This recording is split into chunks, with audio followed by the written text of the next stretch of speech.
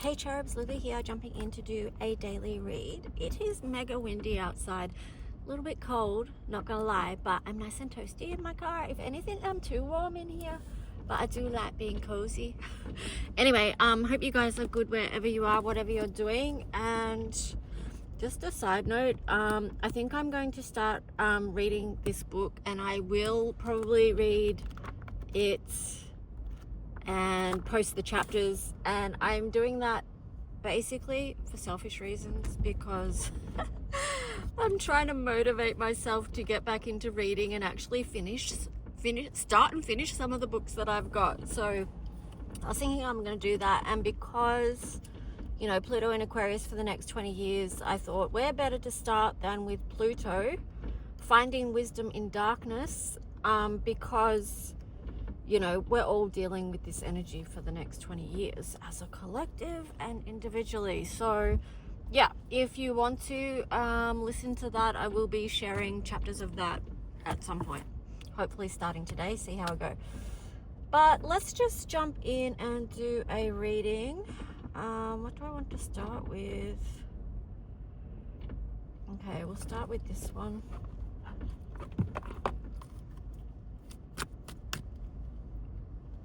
Let's see what message wants to come through today. Okay, so we've got the card of I want continual joyous growth. Yes, I do. Name it to claim it. To the degree I am happy, I am successful. Yes, I embody that energy as well, because it is a totally different feeling. So when you're in that frequency, so happiness is paramount. So there's happiness and joy here, and how is that linked to our personal growth? The other card here we've got is I can reach for a better feeling thought. So if you're not feeling joyous or happy right now, just know that that's okay. And just know that also there's ways and things that what you can do to support yourself in reaching for a better feeling and a better thought, and also too in understanding that you deserve that, because joy is your birthright, okay, and happiness. So if you think about your inner child, who is a part of you through life, throughout all your life, your inner child is with you, and of course, you know, different ages and stages, those parts are always within you. So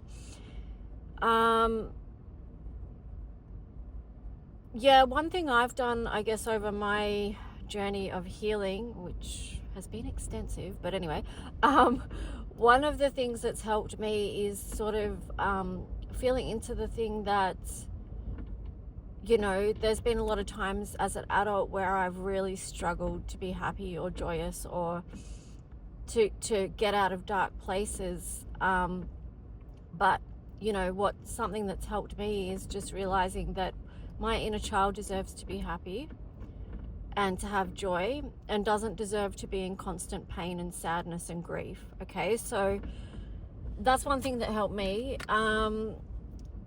Here we've got, I use the law of creation deliberately. Wow, I like that. So this is a message that you're not powerless. So the law of creation has two important parts: the desire for the creation and the allowing of the creation. Whether you are thinking of what you desire or the lack of what you desire, the direction of your thought is your choice. The law of creation goes to work upon whatever you are thinking about. So actually creating can help you channel your energy in a different way, in a different direction, because it allows expression for whatever's going on within you. The root system of this tree is significant, as well as to what branches out. It's like as above, so below. Okay, so working with the energy of creativity is super, super powerful and helpful and transformational. So it's a form of alchemy. Okay, and then here we've got my creative power lies in this moment. So that's reclaiming of your own empowerment here.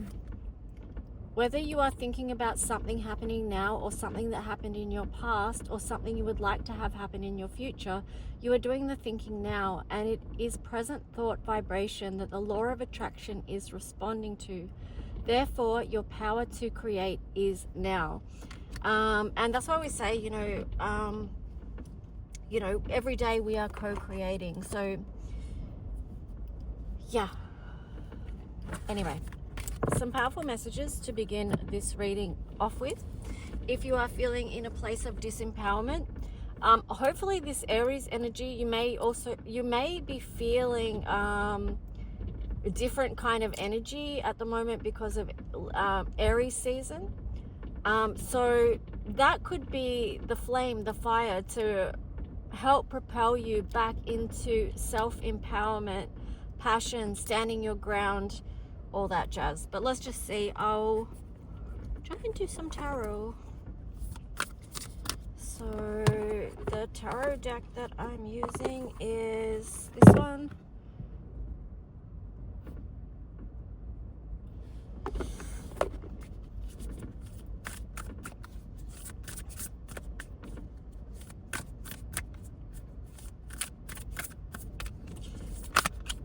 Okay, so the first card we've got here is the Alchemy of the Knight of Cups in reverse. So I feel like some of you could be feeling very challenged emotionally right now. And I was thinking, as I was shuffling, I'm looking at the ocean, and it's like the water that's closest to the edge looks really, really dirty. And then when you look back, it's more clear, and it's the blues and the greens and the grays and the navy, all the different turquoise, different colors of the ocean, the beautiful colors. But then as it gets closer to shore, it looks like it's really dirty. But what I was getting with that is that there is a lot of cleansing and clearing going on at the moment.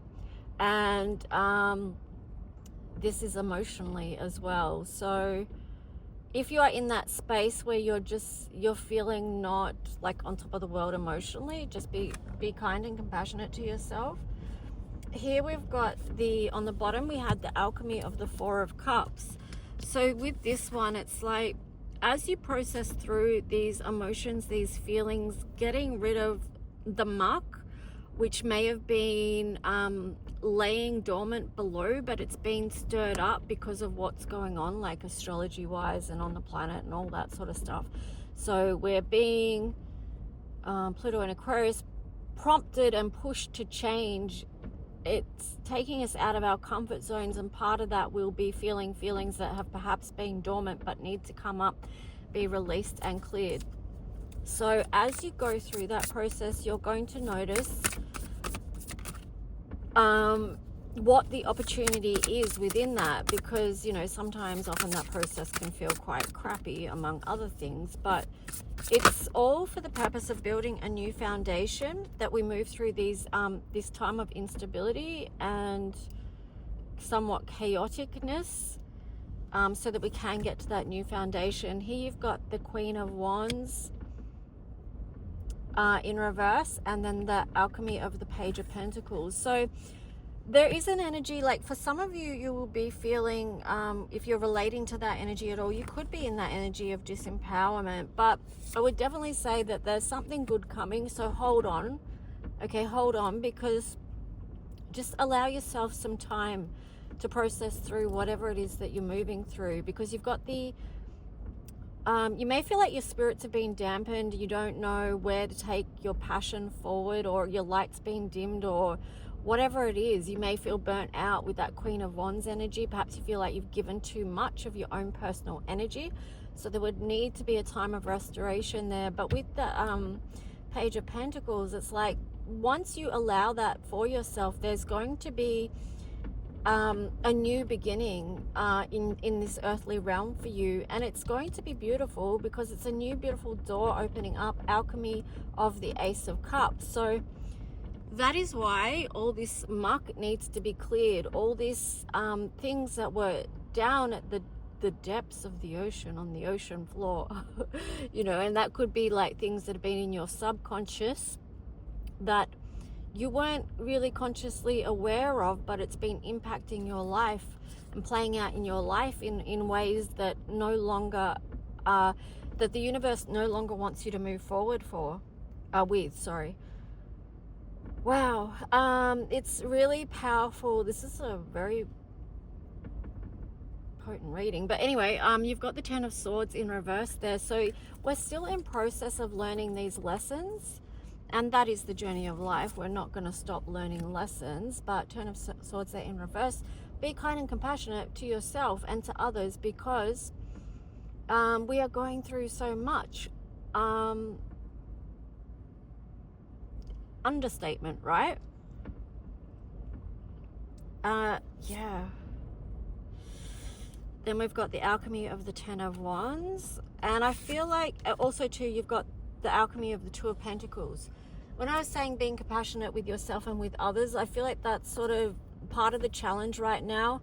If you're a light worker, you may find it a little bit easier to be in that space of grace for others, but because what we're going to see is a lot of people acting out with this Aries and Aries season. So there's going to be a lot of I'm getting the word overreaction, but is it an overreaction to what people have been through? I just feel like people have been pushed to their limits, and if they haven't been processing how they feel along the way, or if they haven't recognized what was happening in this earthly realm along the way, that they could feel very pushed to their limit. Anyway, I won't go into that, but it's just keep that in mind about compassion for others as well. And yeah, anyway, so with the alchemy of Ten of Wands, it is a cycle is being completed here about burdens that you have been carrying in the past, that you have done a lot of work into releasing and letting that go, so that you can build something new now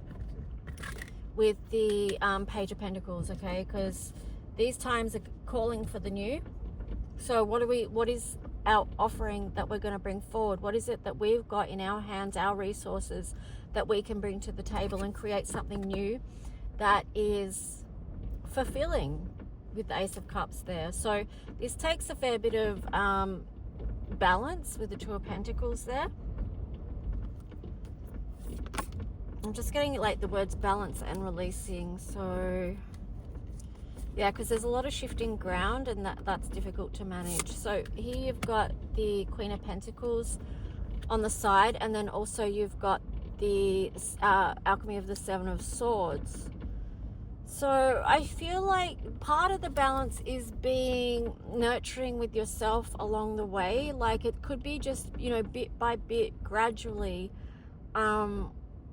looking at whatever it is there for you that you need to look at, that perhaps in the past you couldn't look at, or you had suppressed in some way because it was too painful or too raw, too true even, that could be facing shadows and things like that. But yeah, I'm just getting with the Queen of Pentacles on the side there. It's just like, as you move forward, have that very nurturing energy. Know that you don't have to push yourself to have everything done in one go. It's a process. It takes time. And like I said before, like I mentioned Pluto in Aquarius, that's a time of transformation that's happening over 20 years. We're not doing it all in one go. So yeah. That's that. Okay, so let me get some astrology cards here. Not surprised to see that there. 8th house, endings and beginnings. That ties in very strongly with the eclipse energy. And then on the bottom you had Mercury, mind. So I feel like too, mental health is very important here, especially with 8th house here, Scorpio, because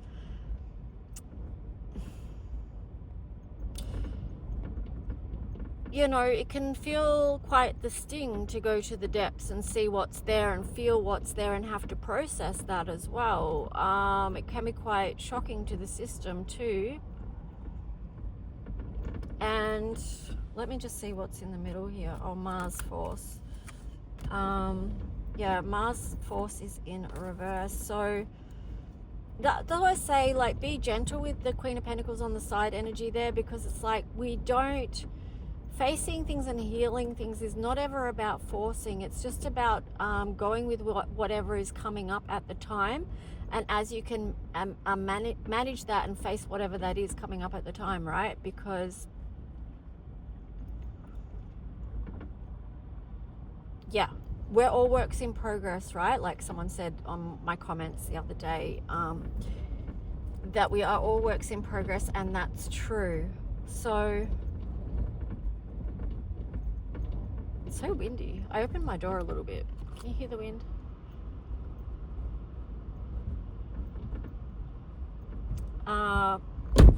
But yeah, so be gentle with yourself. I was going to also read you, I want to read you 8th house endings and beginnings, because that's very relevant to what's going on right now. 32.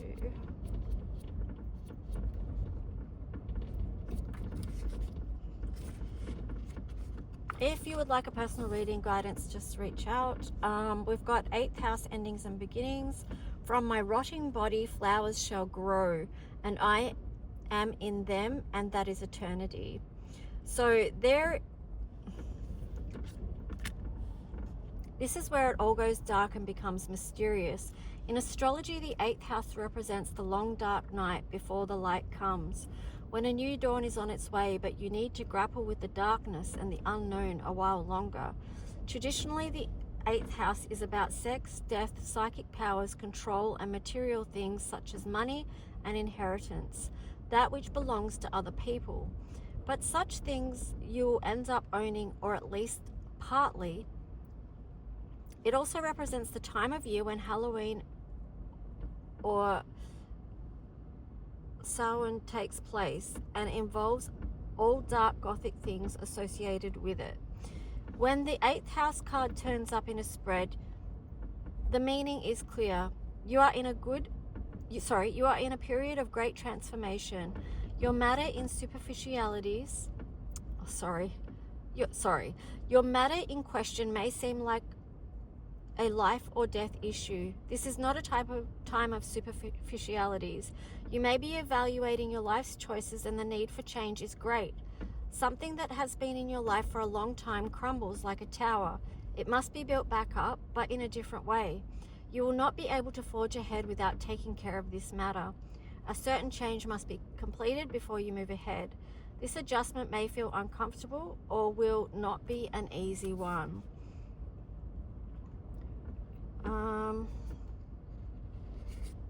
Okay, that goes on for a little bit, but I'll just read you the 8th house card in brief.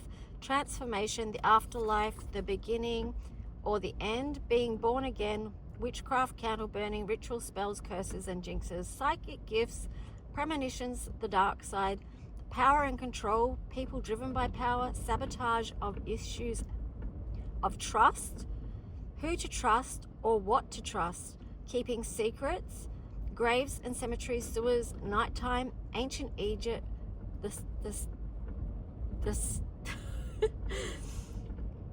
Celts, seeing rivals or competition where there may be none, guarding your little acre, what a partner owns, being investigated, being either clever or sneaky, sharper focus, spying, oil or gas wells, pollution, blight, serpents, illicit love affairs, never feeling loved enough, feeling strongly tied to someone, sexual joy, orgasm, heavy petting, Kama Sutra, the genitals, lower colon and anus, fame and money, hauntings, spirit entities, ghosts of relatives who have passed on, failed relationships being led onto new ones. So it corresponds to the tarot card of the 9 of Swords. Wow, that's a lot. But I was being drawn to this card that came up before too, which is like, I will not attempt to control others' experiences. So I feel like too, this is about not trying to micromanage situations, people, or even the universe, right? Because we can't. So there's no point doing that. Yeah, anyway, let's just see. I'm actually getting too toasty in this car right now. let's see what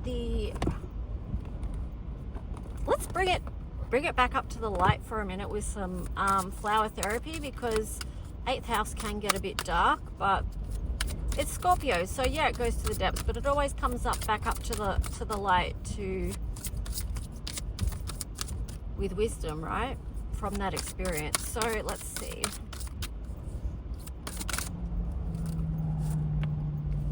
Okay, so we've got balance, work, rest and play, yellow rose. It's important for you to have fun along with fulfilling your responsibilities. So that's part of the balance. Excuse me. That's part of the balance. So it's about, work and play. It's not just about all work, no fun. And it's not about it's not about all fun and no work. So that's kind of the balance there. On the bottom, we've got cleanse your energy, African violet. When you release negativity, the answer to your question shines through. So yeah, that's just about clearing energy. And creating space. So it's kind of like what we were saying about the ocean and how, that cleansing and clearing. And when you do work through your emotions or whatever it is that you're feeling that you want to release and let go of, then you make space for a new feeling to come in. There's heaps of different ways you can cleanse your energy, of course. Okay, so you've got new idea. Your new idea is divinely guided and is meant to be shared with others. Continue to work on it as you are on the right path. Also there on the bottom, let go of anxiety, lavender, calm your nerves and you'll be able to hear the voice of your angels. So there's a bit there about clearing your energy, creating space for a new idea, a new inspiration via doing that process. And part of being able to be clear too is because anxiety can block it can block a lot of things, but it can make us not be able to have clarity about what's next, what do I do next, because just in that state of fear. Okay, so that when we're in that state of fear, we can't think clearly. It actually impacts how our brain is able to think or to focus. So yeah, that's that. And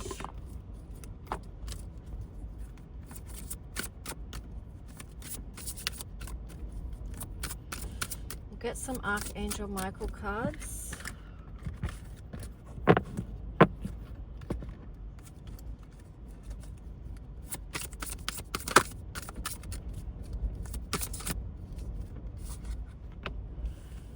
Forgive yourself, you've done nothing wrong.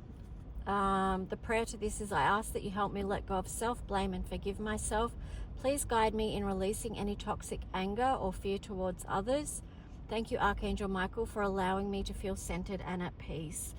So when we talk about having compassion, that's part of it, isn't it? Like love and compassion for ourselves and others is being able to forgive yourself for places where you may have feel like you've acted out of alignment or in ways that didn't feel like they were in integrity. We're all humans here learning as we go. So remember, we had the 10 of Swords in reverse before. We're still here learning. So it's okay for us to forgive ourselves, okay? You've got also here, you're on the right path. Archangel Michael, I call upon you now. Thank you for giving me loud and clear guidance that I easily understand. Thank you for thank you for motivating me and filling me with the courage and confidence to make healthful life choices. Then I split the deck. You've got believe and trust. Before going to sleep tonight, say, Archangel Michael, please enter my dreams and replace fear with faith and trust. Let me be filled with strength, courage, and confidence. Okay, I'm going to the last one we've got here, which I feel like is really important, is this card of self-respect. Dear God and angels, thank you for helping me see myself as you see me through the eyes of love. Thank you for honoring and respecting me. Please guide me to do the same for myself and grant me the courage to speak up on my own behalf. I ask for your protection in all of my relationships so that I am surrounded by loving and kind people. Okay, so that's a really beautiful message to leave that on, and I hope you guys are taking really good care of yourself. Thank you for sharing this space with me, and I'll talk to you soon. Bye.